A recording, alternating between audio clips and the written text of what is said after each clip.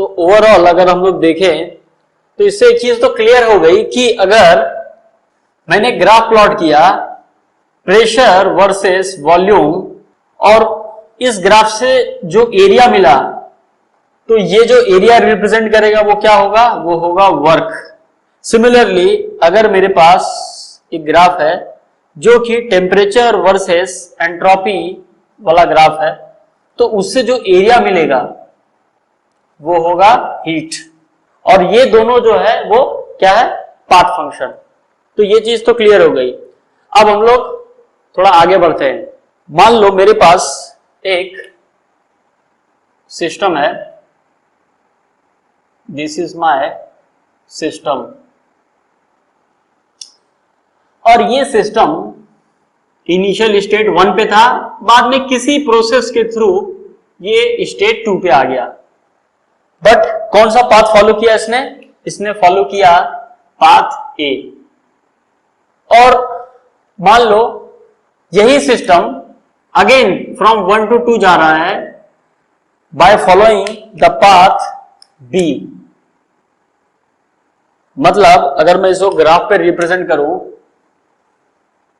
ये pressure versus volume का graph है और ये मेरा स्टेट 1, ये मेरा स्टेट 2, और पहले इस सिस्टम ने क्या किया, एक पाथ फॉलो किया फ्रॉम 1 to 2 और उस पाथ का नाम है ए।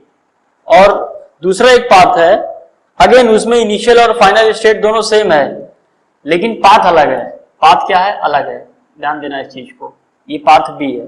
तो अगर मैं पाथ ए की बात करूं, ठीक है, पाथ ए की बात करूं तो उसमें जो चेंज इन प्रेशर है, क्या उसको मैं P2 माइनस P1 लिख सकता हूं? लिख सकता हूं। लेकिन अगर यही सिस्टम पाथ बी को फॉलो कर रहा है तो वो केस में अगर मुझे चेंज इन प्रेशर निकालना है तो वो क्या होगा, वो होगा सेम P2 माइनस P1। तो इस केस में ये अगर मैंने प्रेशर लिया है तो उस केस में ये डिपेंड नहीं करता है कि सिस्टम मेरा कौन सा पाथ फॉलो कर रहा है, पाथ के ऊपर डिपेंड ही नहीं है, सिर्फ मुझे उसके इनिशियल स्टेट और उसके फाइनल स्टेट से मतलब है। जैसे इनिशियल स्टेट है 1 और फाइनल स्टेट है 2, तो अगर मुझे चेंज इन प्रेशर निकालना है तो मैं डायरेक्ट उसको मैंने क्या कर दिया, फाइनल माइनस इनिशियल लिख दिया मैंने।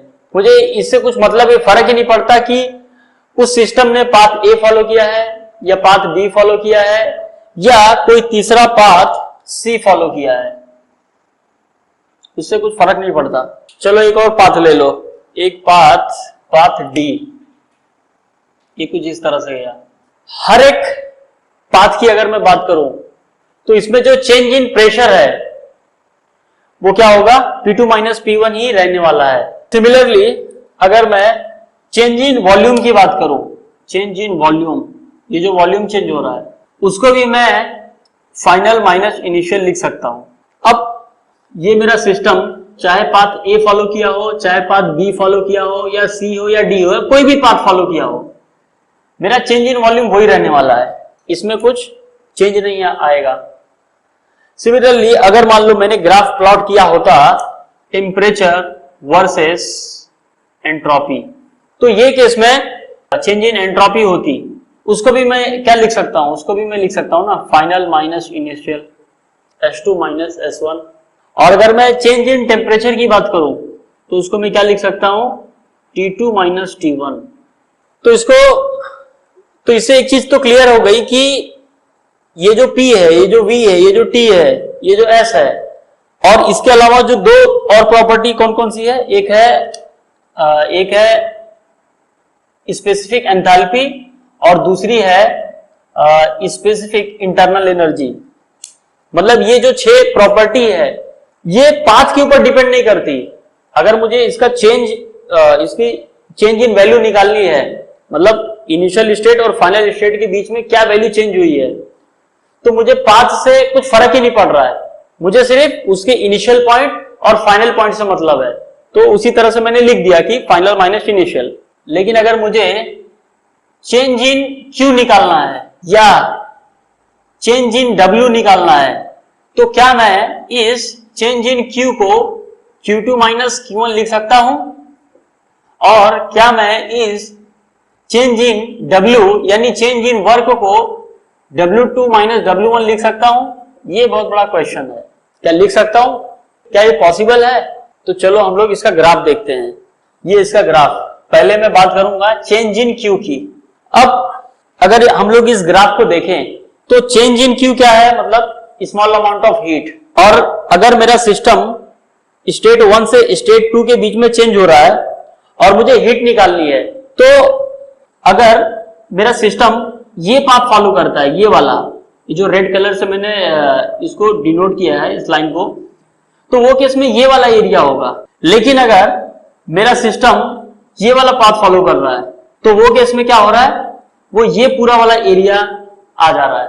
तो इससे एक चीज क्लियर हो गई कि ये जो मेरा हीट है ये पॉइंट के ऊपर डिपेंड ही नहीं हो रहा है, ये पाथ के ऊपर डिपेंड हो रहा है।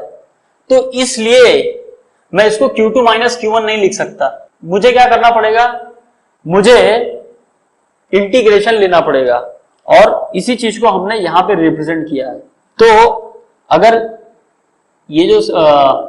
ये जो मेरा सिस्टम था ये स्टेट 1 पे था और फाइनली 2 पे गया, तो इसको मैंने Q फ्रॉम 1 to 2, Q को फ्रॉम 1 to 2 लिखा और उसके बाद इंटीग्रेशन में यहाँ पे मैंने 1 लिखा, यहाँ पे 2 लिखा। मतलब ये मेरा इनिशियल स्टेट और ये मेरा फाइनल स्टेट। और मैंने क्या किया? इसको dq को इंटीग्रेट किया। और सिमिलरली अगर मैं वर्क की बात करूं तो वर्क में भी सेम यही चीज है। इसको भी मैं W2 माइनस W1 नहीं लिख सकता। तो ऐसी चीजें जो पाथ के ऊपर डिपेंड होती है वो कहलाती हैं इनएग्जैक्ट। तो ये जो हीट और वर्क है, हीट एंड वर्क, ये कहलाती है इनएग्जैक्ट। क्यों इनएग्जैक्ट? क्योंकि मैं उसको डायरेक्ट फाइनल माइनस इनिशियल नहीं लिख सकता। और क्यों नहीं लिख सकता? क्योंकि वो पाथ के ऊपर डिपेंड हो रहा है। तो ये कहलाएगा इनएग्जैक्ट। और जो भी चीजें इनएग्जैक्ट होती है उसका जो डी होता है, ठीक है, ये वाला डी, ये जो मैंने यहाँ पे स्मॉल अमाउंट ऑफ क्यू लिखा है, इसमें जो डी यूज किया है, इसके ऊपर होती है ये छोटी सी लाइन कुछ इस तरह से। ये जहां पे भी आपको Q और W दिख रहा है, ठीक है, DQ और DW, वहां पे आपको एक छोटी सी लाइन ड्रॉ करनी होगी। क्योंकि इससे मुझे क्लियर आइडिया मिल जाता है कि हाँ ये जो फंक्शन है वो क्या है? इनएग्जैक्ट है। तो यहां पे भी इनएग्जैक्ट हो गया, ये हो गया इनएग्जैक्ट। और कहां पे है देखो आप जरा, DQ कहां पे दिख रहा है, ये हो गया इनएग्जैक्ट। अब हम लोग W की बात करते हैं, W भी क्या हो गया? इनएग्जैक्ट। यानी ये जो भी चीजें हैं ये सब ये कहलाएंगी, क्या कहलाएंगी? ये कहलाएंगी एग्जैक्ट। DW में भी मैं लाइनिंग रिप्रेजेंट करूंगा इस तरह से। ये यहाँ पे ये है, फिर ये ऐसा हो जाएगा, ये यहाँ पे ऐसे होगा।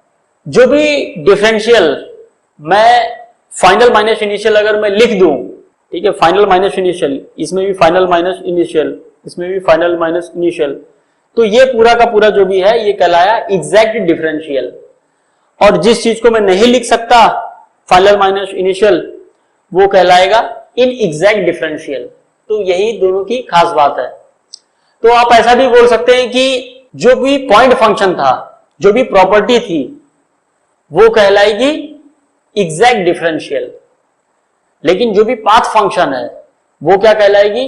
वो कहलाएगी इनएग्जैक्ट डिफरेंशियल। और दोनों को रिप्रेजेंट करने का तरीका है ये। तो इन जनरल मैं बोल सकता हूं कि अगर ये डिफरेंशियल का स्मॉल डी है और ये मेरी कोई क्वांटिटी x है, कोई भी, ये जो है x मान लो है पॉइंट फंक्शन, तो इसको मैं क्या लिख सकता हूं? x2 माइनस x1, और ये कहलाएगा एग्जैक्ट डिफरेंशियल। लेकिन अगर ये डेरिवेटिव का स्मॉल डी है और ये कोई दूसरा वेरिएबल y, और y जो है वो है पाथ फंक्शन, तो उसको रिप्रेजेंट करना होगा मुझे इस d के ऊपर एक छोटी सी लाइन और ये वहां पे y, और ये मेरा कहलाया, क्या कहलाया? ये कहलाया inexact differential. Inexact differential differential. तो ओवरऑल हमें पॉइंट फंक्शन क्या चीज है और पाथ फंक्शन क्या चीज है ये पूरी तरह से समझ में आ गया। अब जरा थोड़ा सा हम लोग इसका जो डिफरेंस है थोड़ा सा डिस्कस कर लेते हैं कि दोनों में क्या क्या डिफरेंस है।